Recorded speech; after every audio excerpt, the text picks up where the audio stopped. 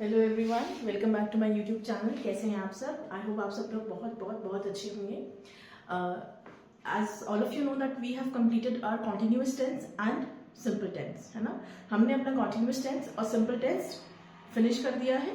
Present, past, future continuous tense, present, past, future simple tense, है ना। तो पीछे मैं कुछ एग्जाम्पल्स लेके आई हूँ जिससे हम क्या करेंगे, पहले हम आइडेंटिफाई करेंगे ये कौन सा सेंटेंस है, किसका सेंटेंस है ना, कौन सा फॉर्म ऑफ द वर्ब लगेगा इसमें। क्योंकि अगर आपने मेरी पूरी पुरानी वीडियोस देखी हैं, है ना, और आप मेरे साथ अगर पढ़ रहे हैं, है ना, और आप जान रहे हैं कि सेंटेंस की पहचान क्या होती है, सेंटेंस का स्ट्रक्चर क्या होता है, तो आपको पीछे एक्सरसाइज करने में कोई प्रॉब्लम नहीं होगी, ना ही एक्सरसाइज करने में कोई इश्यू होगा, ना ही बात करने में, आप इंग्लिश में बात करने में कोई दिक्कत होगी। ठीक है, so let's begin. Identify and write the correct form of verb. Identify the sentence. Okay. The first sentence is, yesterday I dashed to see my dentist. Going, go, went. Now, yesterday मतलब कल, आज मतलब today, आने वाला कल जो होगा that will be tomorrow. Okay.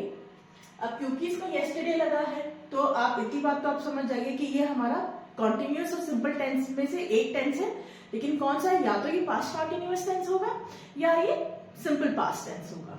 अब yesterday I dashed to see my dentist, कल मैं अपने दांतों के डॉक्टर को दांत दिखाने गया था या दांत दिखाने गई थी। तो अब आप बताइए, जिन वाक्यों के अंदर में ई लगा हो वो कौन सी टेंस होते हैं? ता था, ती थी, ते थे या ई ए, वो सेंटेंसेस होते हैं simple past tense. Simple past tense का स्ट्रक्चर क्या होता है? Subject plus second form of the verb plus object. यही था ना भाई, है ना।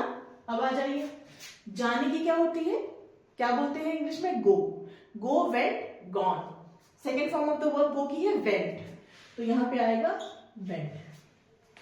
Yesterday I went to see my dentist. देखिए, आपने फॉर्म ऑफ द वर्ब भी पहचान ली और आपने ये भी सीख लिया कि अगर आपको इंग्लिश में बोलना हो कि कल मैं अपने दांतों के डॉक्टर के पास गया था, तो आप कैसे बोलेंगे? Yesterday I went to see my dentist, है ना। Now second example, generally they dash vegetables with cutter. Chopping या chop. First what you have to do is you have to identify the sentence. Generally मतलब अधिकतर, ठीक है। अधिकतर दे ज्यादा है, एक से ज्यादा है, वे इससे सब्जियां काटते हैं। देखिए, ता है, जिन वाक्यों के अंत में लगा हो ता है, ती है, ते हैं, वो सेंटेंसेस किसका एग्जाम्पल होते हैं? सिंपल प्रेजेंट टेंस का। And what is the structure of simple present tense? The structure of simple present tense is subject plus first form of the verb, okay, first form of the verb plus s या es plus object। यही structure सिखाया ना, यही structure होता है ना। अब उसमें ना s है ना es है, चॉपिंग तो होगा नहीं, हमने आइडेंटिफाई कर लिया सेंटेंस, तो रिमेनिंग चॉप है, पर मैम तो यहां बोल रही है s या es लगेगा। ध्यान करिए, रिवाइड करिए, क्या बताया था मैंने? अगर आपका सब्जेक्ट प्लूरल है तो वर्ब के साथ ना एस लगेगा ना ही ई एस लगेगा। Okay, so what will come? Chop. Chop मतलब काटना, ठीक है। Next example, we dash for sightseeing tomorrow. Will go या वेंट, इसमें ज्यादा सोचने की जरूरत नहीं है, लेकिन हम ग्रामर के साथ साथ इंग्लिश में कैसे बात करें ये भी सीख रहे हैं।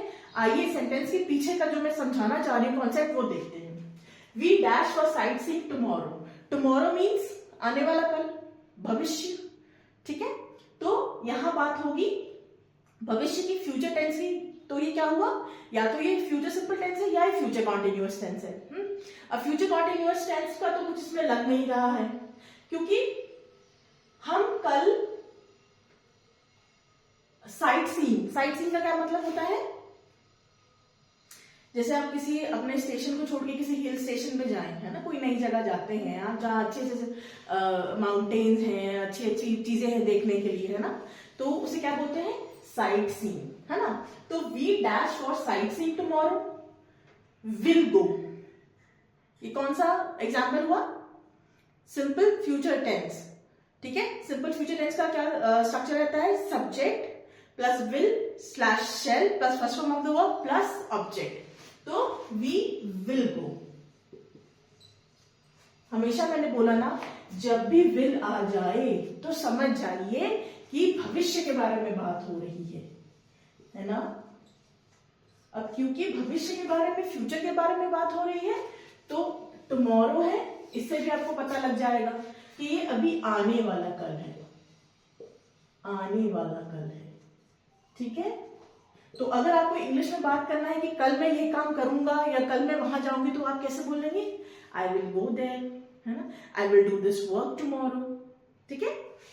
नाउ मूविंग नेक्स्ट सेंटेंस, सीमा डैश फ्लुएंट इंग्लिश, ठीक है।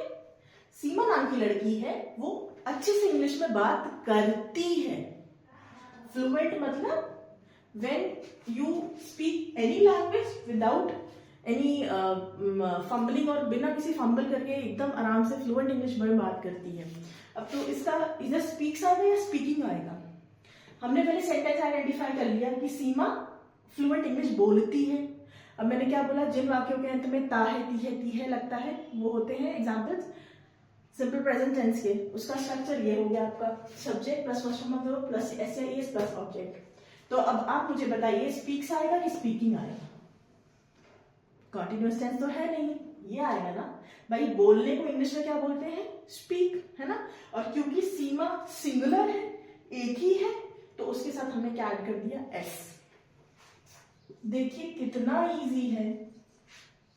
हाँ, they dash veg kebabs in new restaurant last night. उन्होंने वेज कबाब्स खाए नए रेस्टोरेंट में। कब खाए? Last night. लास्ट नाइट का इस्तेमाल होता है जो रात बीत गई है पीछे, ठीक है, जो रात बीत गई है, बीती हुई रात को लास्ट नाइट। तो भाई जब लास्ट नाइट लग गया, है ना, तो आपको पता लग गया कि ये पास्ट टेंस के बारे में बात हो रही है, ठीक है। हिंदी में से अनुवाद करें तो कैसे करेंगे? उन्होंने नए रेस्टोरेंट में वेज कबाब्स खाए, ठीक है। तो second form of the verb लग जाएगा, क्योंकि ये एग्जाम्पल है सिंपल पास्ट टेंस का। सिंपल पास्ट टेंस का स्ट्रक्चर क्या है?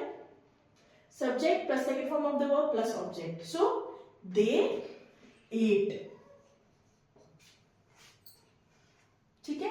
अगर मैं यहां लिख देती दे आर, है ना, they are eating veg kebabs in new restaurant, और यहां लास्ट नाइट नहीं होता, और हिंदी में होता कि वे लोग या वे सब नए रेस्टोरेंट में वेज कबाब्स खा रहे हैं। तो ये एग्जांपल हो जाता आपका प्रेजेंट कॉन्टिन्यूअस टेंस का, और लग जाता आर ईटिंग,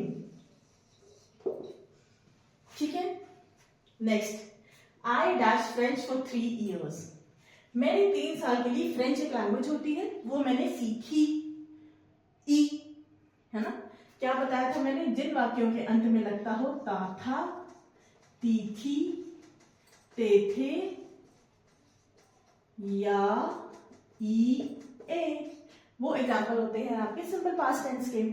अब इसमें मैंने फ्रेंच 3 साल के लिए सीखी, ई आ रहा है, तो ये आपका एग्जाम्पल है सिंपल पास्ट टेंस का। सिंपल पास्ट टेंस में स्टडी का second form of the verb लगेगा, जो कि हो जाता है studied.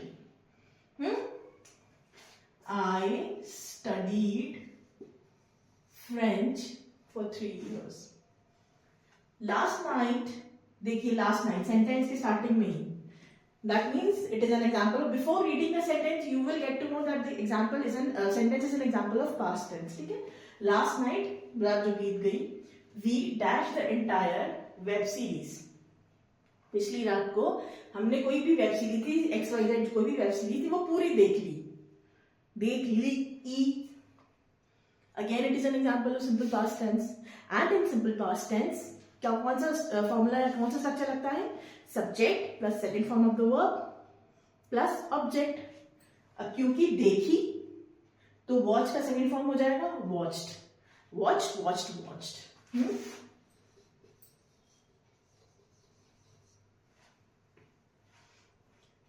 He dashed care of me when I was ill। उसने मेरा ध्यान रखा जब मैं बीमार थी। बीमार थी ई, किसका एग्जाम्पल हो गया? सिंपल पास्ट टेंस का। अगेन इसका second form of the verb लगेगा इसमें। टेक, टुक, टेकन, यही होता है ना। तो सेकेंड फॉर्म हो गया आपका took. He took care of me when I was ill. उसने मेरा ध्यान रखा जब मैं बीमार थी। My mother took care of me when I was ill, है ना। नेक्स्ट सेंटेंस, ये देखिए कितना इजी है। I am dash on the board, मैं बोर्ड पर लिख रही हूं, है ना। तो रही हूं कौन से सेंटेंस में रहा है, रही है, रहे हैं आता है ना। जिन वाक्यों के अंत में रहा है, रही है, रहे है आता है, वो एग्जाम्पल होते हैं प्रेजेंट कॉन्टिन्यूअस टेंस का। प्रेजेंट कॉन्टिन्यूअस टेंस का क्या स्ट्रक्चर होता है? इसका स्ट्रक्चर होता है subject plus first form of the verb plus ING plus object. Of course आप first form of the verb यहां पे लगाओगे इज, एम, आर इससे पहले। सिंगुलर है, ही, शी, इट है तो इज, आई है तो एम, यू भी दे है तो आर। तो प्रेजेंट कॉन्टिन्यूअस का स्ट्रक्चर हो गया subject plus is, am, are plus first form of the verb plus ING plus object. So I am, wrote तो नहीं आएगा क्योंकि ये कब आता है? Second form of the verb. Write, wrote, written simple past tense में। तो I am writing on the board, मैं बोर्ड पर लिख रही हूं। Last example, they are dash on trampoline. Trampoline होती है ना जिसमें उछलते हैं। अब क्योंकि यहाँ आर आ गया, देखिए सेंटेंस में आर कब लगता है आपका? प्रेजेंट कॉन्टिन्यूअस टेंस में लगता है। किसके साथ लगता है आर? अभी बताया।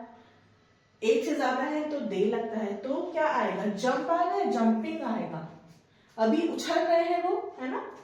आर लग गया है यानी अभी ये कार्य हो रहा है, प्रेजेंटली, अभी प्रेजेंट सिचुएशन में काम हो रहा है। So they are jumping on trampoline. I hope मेरी वीडियो से आप थोड़ा थोड़ा देख के थोड़ा थोड़ा सीख रहे हैं और आपको अगर दिक्कत जो आपको पहले होती थी, है ना, इंग्लिश सीखने में, वो थोड़ी सी कम हुई है क्योंकि अभी तो हमने शुरुआत ही की है ना। अभी बहुत लंबी जर्नी है। ओके, अगर कोई डाउट्स हैं, अगर कोई क्वेरीज हैं तो प्लीज लेट मी नो। इसके बाद मैं एक और वीडियो बनाऊंगी। ये तो था correct form of the verb fill करना था, लेकिन उस वीडियो में हम लोग साथ में ट्रांसलेट करेंगे या अनुवाद करेंगे, ठीक है। उससे और कॉन्सेप्ट क्लियर हो जाएगा। Thank you.